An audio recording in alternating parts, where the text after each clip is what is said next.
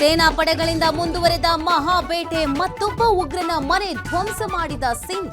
ಕಾಶ್ಮೀರದ ಕುಪ್ವಾರದಲ್ಲಿ ಉಗ್ರ ಫಾರೂಕ್ ಮನೆ ಉಡೀಸ್.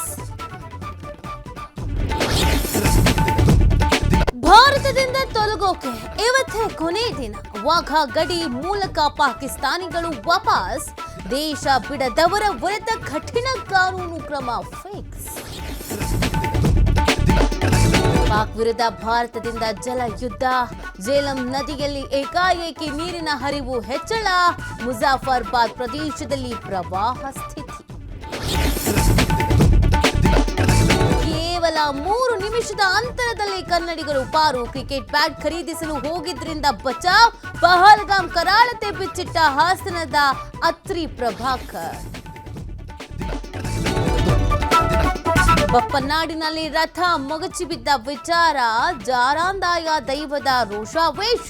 ತೆಗೆದುಕೊಳ್ಳದಿದ್ರೆ ಮತ್ತಷ್ಟು ಅಪಾಯ ಎಂದು ಸಂದೇಶ.